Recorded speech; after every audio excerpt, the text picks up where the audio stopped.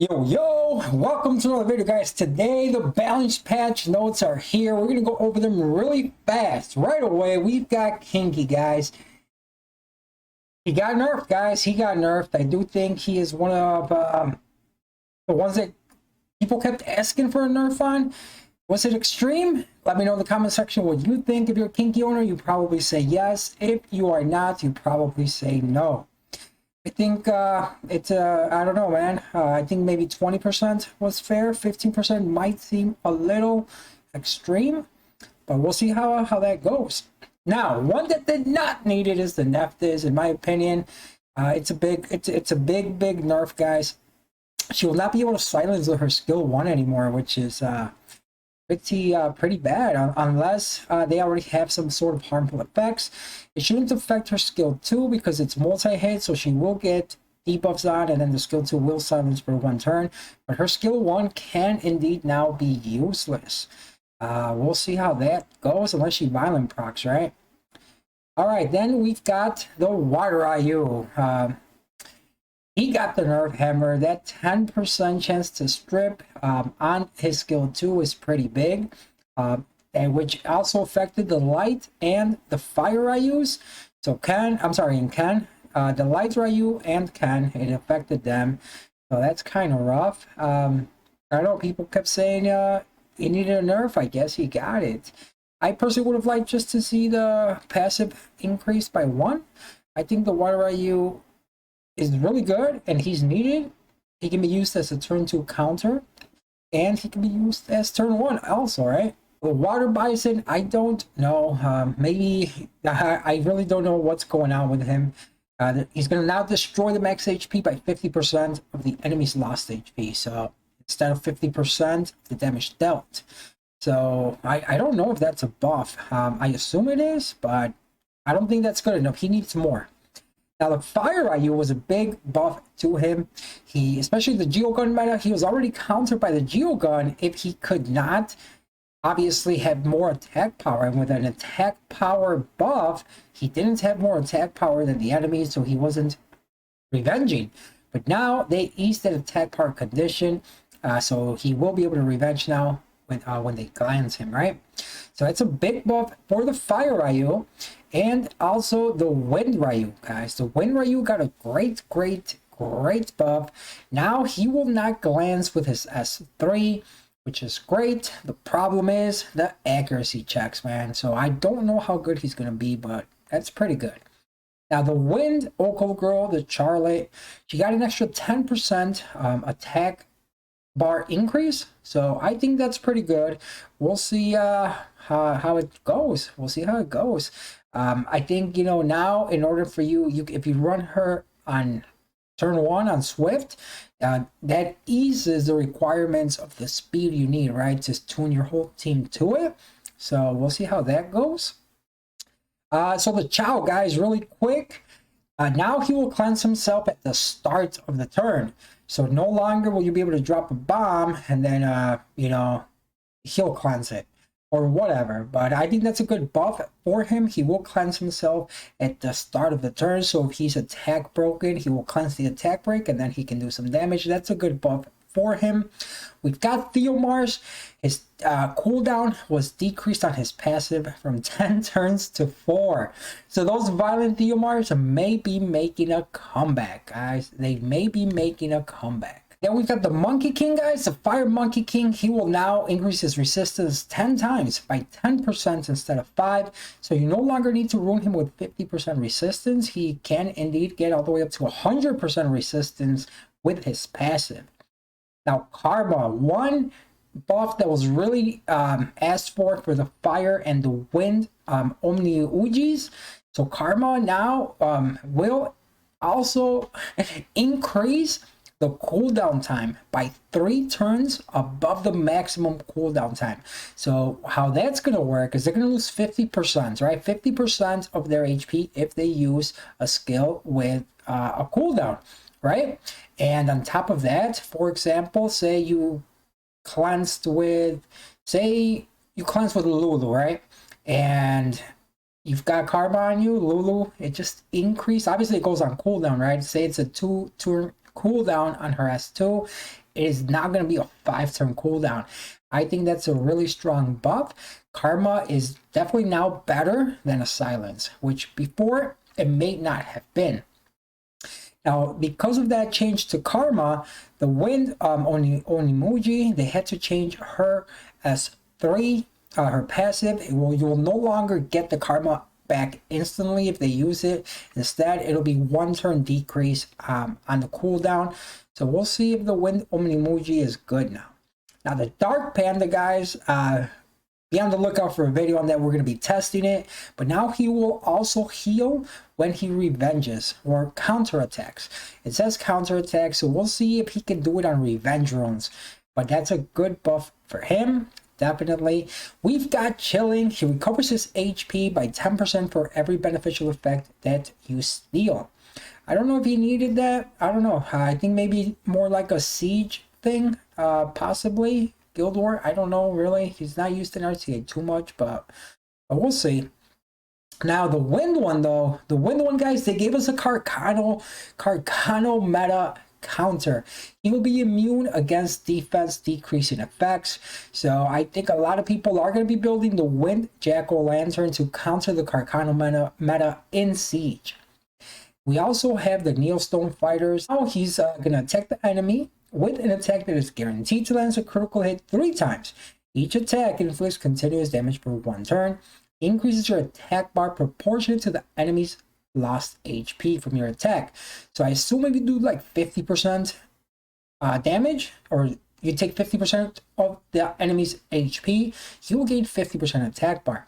That could be pretty good. I don't think that's game changing though. So the Wind one, now he is the one that got the guaranteed crit. I do like the Dark one. The Dark one ignores all effects that resist death now. So now it's a Triana counter as well. The 4-star counter, probably the Triana Carcano meta. I think built correctly, he should possibly one-shot a Carcano and go right through the Triana passive. I think that's a good buff. I really do. I think you might be using him from now on, I guess. So the Fire in the Dark, they now recover their HP by 30% of the inflicted damage with their S2, I believe. So that's also very good. That correlates with the Dark Neilstone Fighters buff. Now the Dhalsims, increased damage. You know, we don't care about that, right? But the Water one's interesting. The Water Dhalsim, he now has a chance to increase his damage on a Violent proc. That's really it. Which is, you know, not bad, I guess. If you Violent proc, now you get that passive extra damage. So I think Violence is going to be the way to go on the Water Dhalsim now. The Wind got 2 changes, but honestly, you guys can look at them. I'm not too interested in them. I don't think it's going to change too much. Now the Cowgirl, the Water one, now will inflict continuous damage with a 10% more chance. I don't know how many of you are using the Water Girl. I don't know. But the Fire, the Water, and the Dark also now they increase their attack by 10% when you crit and inflicts continuous damage for 2 turns. I don't know if that's a complete change. It doesn't say it was changed to, so I assume you still get both. If you crit, you get attack bar and continuous damage. So that's a good, that's something good, right? That's their S2, right? That's on their S2. That's a decent buff. They're giving us more dots, I guess. More TOA counters, possibly. I don't know. We'll see. Now, the Tattoo, guys, I think it's a nerf. So the way I read it, the Tattoo now will not blow up the continuous damage. It will not blow up the continuous damage. Instead, it's going to decrease the duration of the continuous damage granted on the target by 1 turn each. So it says it decreases. It doesn't say that it, you know, does the damage, right? It doesn't say it does the damage, but inflicts additional damage that's equivalent to that continuous damage. So now it does that damage that's equivalent to that continuous damage. So I think she's only going to be blowing up like 1 turn of the dots, as far as I read it, because it doesn't say that it does the actual, like it doesn't say that it activates. It doesn't say that it activates the first dot and then does it again. It just says that it reduces the duration. So the way I read it is that it's only going to blow up one turn of the dots. So if so, I don't know what that's going to do for the PvE meta Giants team and Steel Fortress team. In my opinion, it's going to reduce the times that we are clearing it in. I think it's going to get slower, so we may not have a meta Giants team anymore, guys. I don't know. I could be wrong. Maybe it makes it more stable for earlier game players. Maybe. I'm not sure. We'll see how it works, but yeah, that's the way I read it, that it's only going to be blowing up one turn of dots instead of blowing them all up like it used to, but we'll see how it goes. Now, the fire, the water, and the light cannon girls, I think it's a nerf. Yeah, so it can attack up to 8 times as the number of enemies is less. So maybe against the boss, it's still gonna hit 8 times, but for like arena or RTA, it's not gonna hit 8 times anymore. So we'll see how that goes. Now we've got some awakening changes. We've got the light occult girl, the Laura. She used to awaken into accuracy, and guess what? She now awakens into speed. Oh my god, that's gonna push her into the meta. I think a little bit more. You're gonna see a lot more. Those of you that those of the players that own her, you'll be seeing her on a lot of turn 1 teams. And then the Light Phoenix, guys, it will no longer awaken into resistance. Instead, it will awaken into accuracy, which leads us to the next buff. All Phoenixes got the awakened, or actually just a speed buff, period. No matter what. So unawakened, they were at 93. They will now go to 98, and awakened, they'll go to from 109 to 114. For example, the Wind Phoenix. That's the example on the Wind Phoenix. So Perna's base speed, guys, really high now. Really high now. And but that 5 speed is a huge buff for the Light Phoenix. I think you're gonna see a lot more Light Phoenix cleaves. Now the sniper's got a small AI buff. I actually thought this was a bug. I've got a video coming out where I used the snipers, and be on the lookout for that. But the AI, the way it works is if you reset him, all right, if he resets and he's already in hidden aim, he will go into hidden aim again instead of hitting with his S1. So he literally does nothing, and that's just an AI bug. So they basically fixed that. And then the Griffin, they fixed some other stuff. And same thing for the Hell Ladies. Don't really matter. Whatever. But that is the balance patch, guys. I think that the best buffs were for the Light Phoenix, the Fire Ryu. I think the Omni-Uyis. Oh my god, I don't even know how to say that, but I think their karma. I think the karma is going to be pretty good now, because now it's you know, say you have that on the I guess on something, let's say a skill on an Okeanos. Say you put that on an Okeanos. Okeanos will use his S3, right? Well, man, he is not getting that back for like 8 turns now. It's going to add 3 turns extra to his cooldown, which is kind of crazy. I am wondering how that's going to work with a ventilate. That's going to be because you're technically not resetting the ventilate, right? Well, what you're doing is you're increasing its cooldown. So I don't know. I think that's interesting. I think that's a great buff to them. They really needed it.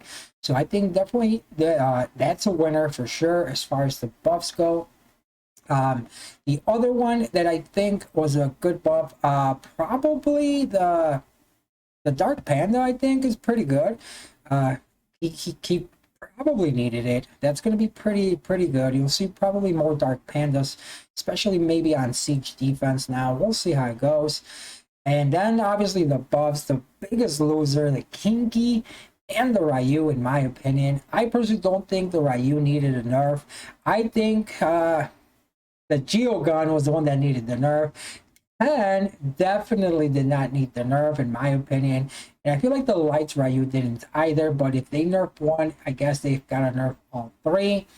I don't feel like the Nephthys did not need that nerf. But, you know, it is what it is. I think she's still going to be good, obviously. But that's kind of crazy. I don't know, guys. Let me know what you guys think. Are you guys happy? Are you pissed off? I know there's going to be a lot of drama with this balance patch. A lot of people are going to complain that they didn't address enough changes, and a lot of people are going to complain that they nerfed the wrong units. I honestly just think that Geogun was the only unit. If you told me you can only nerf one unit, I personally would have picked the Geogun, and that's with me using the Geogun on my alt paired with a Nephthys. I think he is broken good. I think he is way too good. So looks like we're gonna have another season of Geogun, guys. Enjoy it. All right, guys, that's it. Let me know what you guys think. I think this might be one of the worst balance patches they've ever done, to be honest. If you didn't know, now you know. You know. Yeah, yeah.